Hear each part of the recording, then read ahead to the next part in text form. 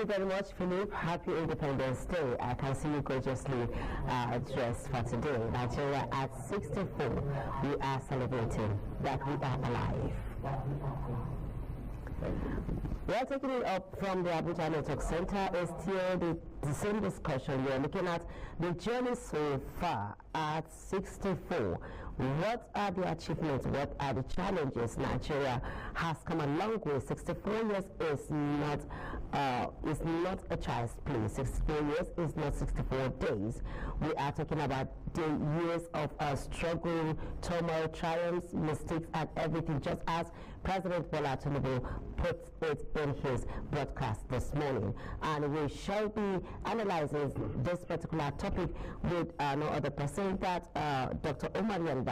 He is the lecturer with FCT College of Education, Zuba. You're welcome, sir. Thank you very much for having me. And also, while our guest is still here, while Dr. Umar is still here, we will be expecting Godwin Peter, who is a public affairs analyst, as well as Reverend Joseph Hayab, who will be joining us via Zoom. So let's get on with the discussion, Dr. Omar. Nigeria at 64. What is there to celebrate? Thank you very much. As a nation, we have a lot to celebrate. Despite we have enormous challenges and we've undergone series of crises and tribulations. For any individual to have attained 64 years in life, it was being congratulated. Because if you look back to them, those that were giving birth to at that 60, many today have retired. Many today are grandparents. Many even we that we are giving birth to later, where are we now? And then to be together as a nation for 64 years is not easy. And that is why we've passed through series of challenges and we've been able to overcome those challenges and still forge ahead.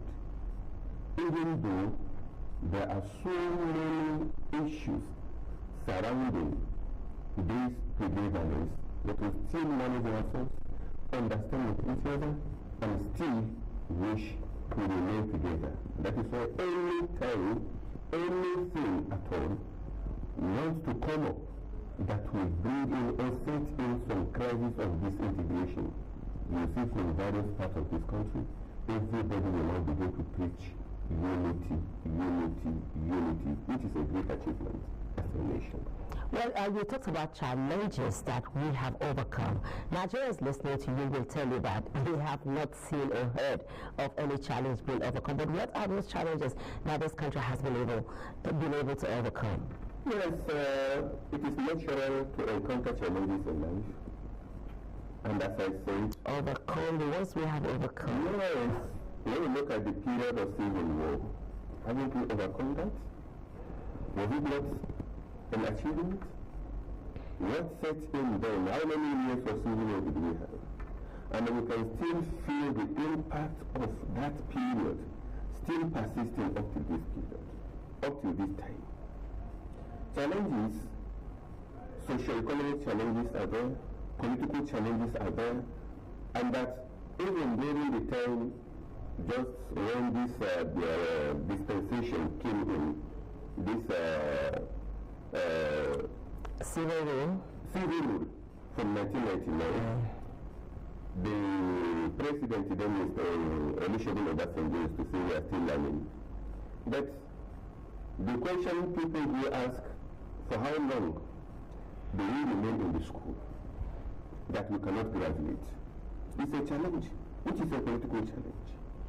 Now, why I said being able to overcome challenges, togetherness, for you to live with who you are living with for a period of time, which means you have sacrificed so many things, you have given in so many things that have made you to live together, even in our own matrimonial houses. Is it all the challenges will be able to overcome? But you give and you take. You sacrifice and then you endure. As I said, all these 64 years, there had never been a time that will ever be free, when we are free from challenges. When we talk of security-wise as being the order of the day now, because almost all the regions have their own series of challenges. And that is why even our men, of the security men, are saying they are overwhelmed. Not from the external aggression, but within the country. When you talk of the north, you have just how many years back that we started to experience Boko Haram. Before Boko Haram, you have clashes, farmers, herders. Then when we go to the south, particularly southeast, we have those that are agitating. So many of these are there for us as challenges. But gradually, and with patience and understanding, even though it is not completely been overcome, but we are making progress. Well, that brings me to my next question, talking about security. President Bola Tinubu just told Nigerians this morning that his administration is winning the war against terror.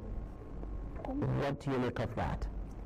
Well, as a leader, is Nigeria really winning the war against terror? As a leader, there are so many information at his doorstep that we, the followers, may not be privileged to have. Yes, but you are the ones who are directly affected. Yes, that is what I'm coming to that. And there are certain characteristics that he might be informed of, which now brings that conclusion that we are winning. But as far as I'm concerned, we have a lot to do as far as security issue is concerned in this country. Several areas, even within the capital city, the security challenges that are coming up now, attacking here and there, people are still not having full time to have a rest at night. And then when we go to areas like Zamfara, Sokoto, we've heard of so many, though they say there are achievements. Like just this morning, I was listening to a station, and that our Air Force went to bombard these bandits in one of the local governments there in Kaduna State. And people were saying it is not the bandits that were killed. So when we say we are making achievements and the president is saying they are winning, the winning may be there, but to our own understanding, we are still far away. Well, Doctor, I will have to cut through your thought as we having Reverend Joseph Hayab, former CAN chairman, Kaduna chapter, join us via Zoom. Reverend, good morning.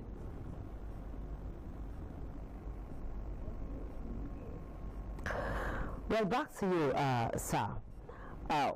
If you were to advise on ways to tackle insecurity, because insecurity seems to be something that has come to stay in this country, even though we know that there are other countries who are actually having the same issues. We cannot say that the entire world, that other countries are particularly without insecurity, but it appears that, like you rightly said, in Nigeria, every region has its own. When we come to the northwest, we are talking about banditry. We are talking about banditry. When we go to the northeast, we are talking about the Boko Harams. The southeast, we are talking about those who are agitating for another nation. And when we go to the southwest, we are talking about the internet fraud, ritualists. We name them. How, in your own opinion, do you think we can come out of this? Security is everyone's business. And then we must have to join hands together to overcome this menace by everybody ensuring to play his own part. years back, when we were living as a community, not now that everybody is on his own, you don't know who is your next level. You don't know who you are even discussing with. Somebody that is even closer to you may be the one that is giving out your information to your enemies. Until and unless we tap from those experiences we had in the past. You're talking about going back to our roots. That is just one of the best solutions to overcome these security challenges. Because in the years back, even to discipline a child, for example, any child of the community that misbehaves, anybody within the community can discipline the child without the parents saying anything, even going to the person to appreciate him the more. Is that the case today? When we go to our schools, which is the bedrock of ensuring our future, of giving us a better future, because that is where we train future leaders. What is happening today in our institutions? What is playing today within our neighbors? How do I relate with my neighbor? How is my neighbor relating with me? All these things, unless and until we go back to that root, we are still far away from overcoming the challenges of insecurity. Talking about education, I would like you to give us a peek into how it was during your time compared to now. You see, then we have committed teachers. Wow. Then we have teachers who get engaged because they have passion for it. Today, teaching profession has been taken as the last option. And whosoever is being engaged to teach, not because he wants to teach, but that becomes his last option, there is no way he will put in his best to doing the needful. Then, when we were in schools, from primary school, you have teachers coming from various places, being transferred, taken from here to the other place, taken from there to here. And they go to put in their best. Today that is not. Everybody wants to live within his own environment.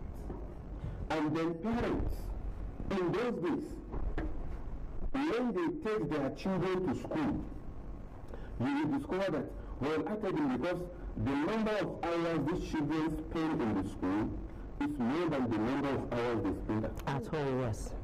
And therefore, the parents, the way they appreciate teachers, unlike today, when parents go to schools to connive with teachers, to corrupt the teachers the more.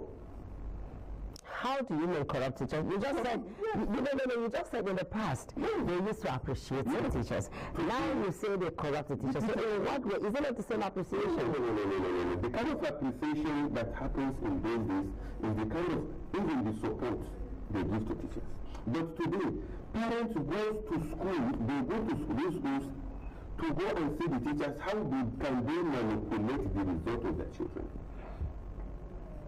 And that is why some of these teachers, the parents that comes to see them most often, they pay attention more to their teaching than the children of those that don't come to see them. Which you can see the disparity between what is in operation today and what is in operation in those days.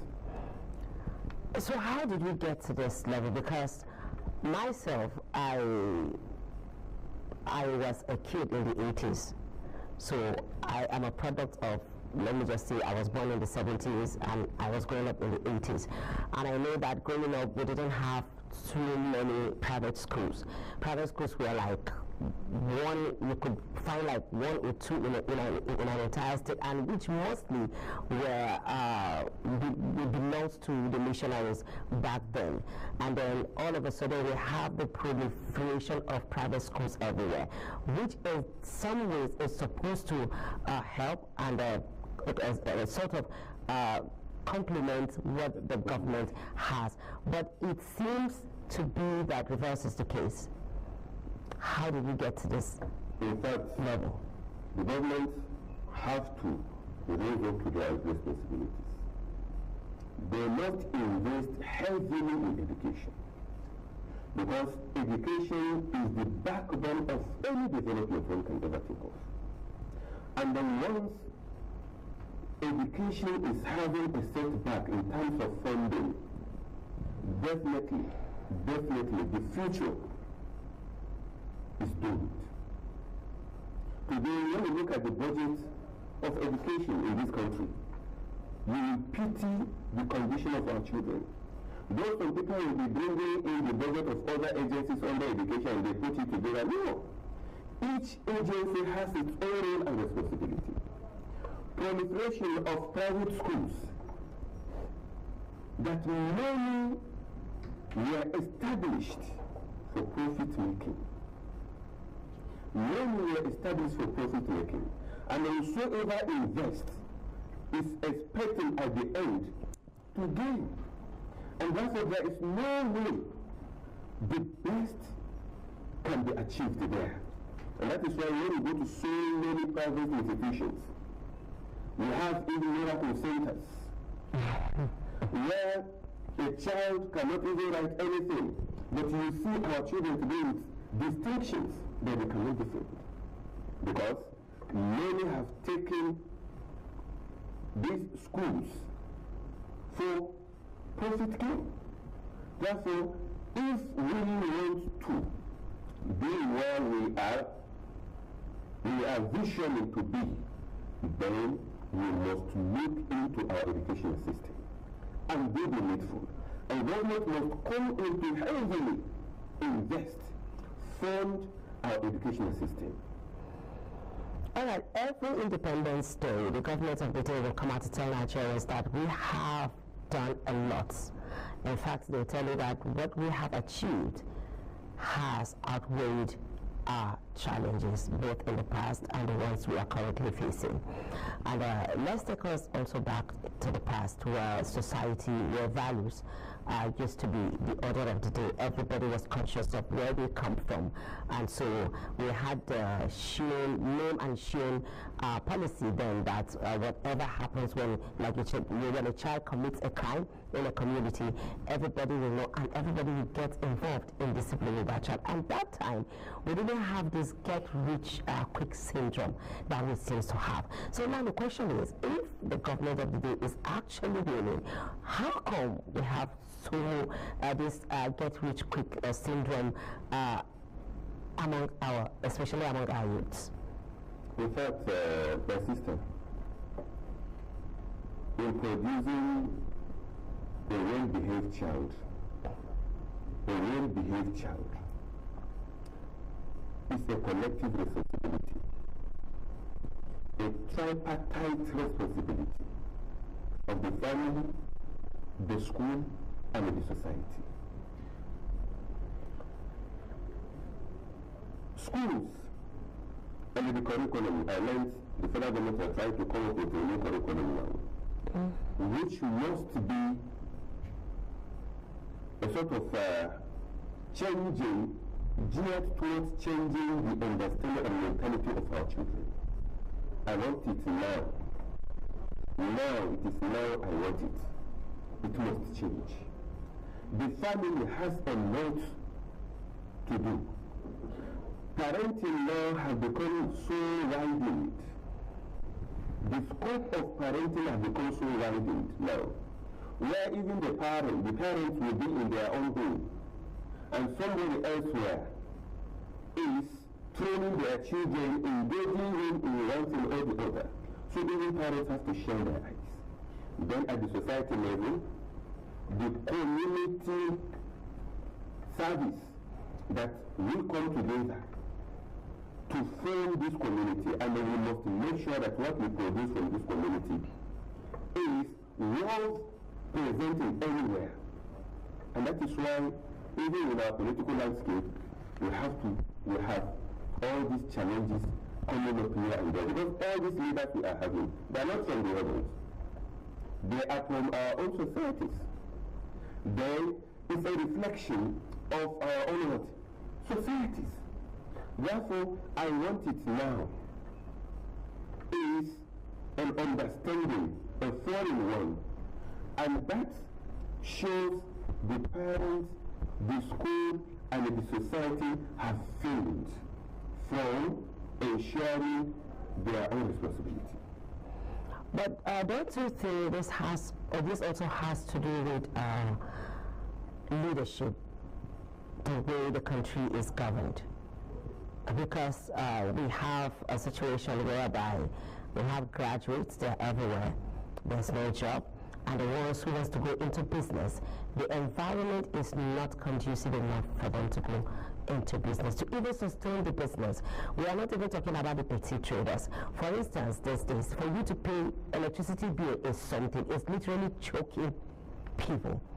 So the petty business person who has maybe the barber shop, who has one the provision shop and everything that needs light, at the end of the day, you don't get to have the lights, and you are paying so much in bills. Don't you think this also contributes? Yes, policy and government need to be checkmated. And that is why, as you said, President Bola Tinubu says we are winning, or we are progressing as a country. We're winning the war. That's a security issue. But economic-wise, when you have insecurity, there are so many things that brings about insecurity. Policies. I had the Penderson president who was that giving analysis days back on why we are where we are today in terms of the economy of this nation. When we were attributing it initially to the increase in fuel. When we are attributing it to increase in fuel, to give an in-depth let's place our whole thoughts there.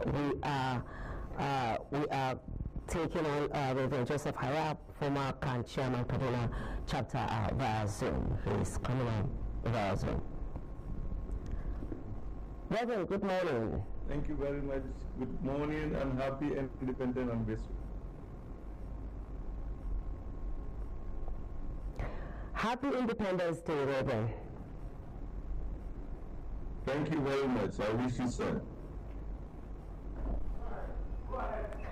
All right, talking about independence, can you just tell Nigerians what are we celebrating celebrating today that Nigeria is 64 years old? Well, we are celebrating first numbers because 64 is a big number. We are celebrating second our yes. Despite all the challenges and the troubles, we are still together. We are celebrating also the great name Nigeria. For us to be called Nigerian, to us we have every reason to be happy that we are Nigerians. And you see in life, there are always challenges. And as we know that Nigerian at 64 is really something that we cannot really jump and dance, but we still have to celebrate that we are still existing. So instead of saying nothing to celebrate, let's look at a few things that we can say we are happy about. Then we ask ourselves whether it is good enough to continue to be happy about these things. All right, sir, the president just said this morning that we are winning the war against terror, and I would like you to comment on that, as also to assess the involvement and the role of the clergy in terms of winning this war against terror. Well, security is always everybody's business. There is no exclusive institution that deals with security. The military, the police, the SSS, and all the other security agencies are part of the society. So we need everybody in the society to win the war against terror. The information the people in the society have about terror likely those in the security offices do not even know.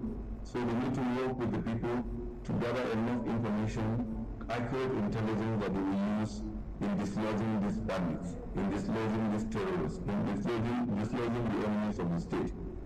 You see, it is erroneous or an error for anybody to think that, oh, we are police, we hold guns, so we are the ones in charge. Oh, we are military, we have guns, we are the ones in charge. I think one of the reasons why we've not been able to achieve meaningful progress in our fight against terror in Nigeria is because it is like a competition, we versus them. No, we have enemies of our country. And so every Nigerian is supposed to be involved in the fight against our enemies. Those in security forces must work with the local community to get enough intelligence to deal with them. The speaker in the studio just said something, or one of the speakers earlier, about the bomb in one of the communities in Kaduna State. This is something we keep hearing, we keep seeing, and they will tell us, no, it is from intelligence, and then later on they will say it is an error. That's why we need to work together, so that if there is an intelligence, let it be an accurate intelligence. An intelligence that will not cost others pain, an intelligence that will not cost others the loss of their loved ones, and then at the end we keep talking and fighting up and down. So security business is our all collective business. As religious leaders, we have a role to play. Either we preach about it, we also inform agencies, because some of our members, they have information that they cannot access the GOC, they cannot access the Commissioner of Police, they cannot access the governor, they cannot access all those in power. They will access us as their leaders, and they will tell us. And we have a responsibility, if we see something or we hear something, we say something and pass it on. So we are all collectively working together, apart from preaching and apart from passing information to the appropriate quarters. So that synergy is what sometimes is lacking, and that's why we see mistakes going on and on. And even among us, criminals will just come and penetrate and cause havoc and go, and nobody seems to be doing what is right. Doctor, kindly continue from where we stopped. We're talking about policies of government affecting businesses. Yes. We see that since the inception of this administration, on the first day of Mr. President's pronouncement of withdrawal of fuel subsidy, it's a policy. And then the devaluation of dollar, another policy of the government. And so these two things have landed us at where we are today. As I was saying, Peterson President, I think it should be Peterson President, when he was giving analysis of where we are today. And he was saying it is not the increment of fuel pump price that have given us or landed us in this situation, that the devaluation of dollar, that no country in this world that will say they will fold their arms and allow their currency to continue to depreciate. They have some interventions of some other things. So they are calling on government to have a look at this. When you look at our nation now, in this country, everything has skyrocketed in terms of price. Which is a policy of the government. Look at the issue of power you just mentioned. I should tell you a lot. Previously in a month, like in my own center where I lived, 50,000 is enough to sustain us for 1 month. Okay, you use prepaid meter. Prepaid meter. But now we consume the power of almost 500,000. Do you consume the power or you just get the bill? No. You know we have certain facilities. But because of this band A, band B, and all those... And what band are you? Band A. So, and they say no option. You are the VIPs, no MVIPs, MVPs. Anywhere you are, if it is band A, we are compelled to be on that band A. We even went to AADC to complain that, if we can be shifted from this band A to another band, they say no. It is the entire area that are on that band. And with no explanation, we are compelled to remain there. So all this, what am I saying? All this came in as a policy of government. Policy should have human face. Policy should be gradual. If you want to implement any policy, let it be gradual. Let people get themselves familiar with the situation at hand. know that any policy is just now pour it on people, and before you know it. And that is why you have so many insecurities now, like the area I came this morning, from where I came this morning. Attacks everywhere at night. Unlike before, that everybody sleeps with your 2 eyes closed. But no, it's not the case. And what is the issue? Hunger. Thank you very much, Dr. Wanda.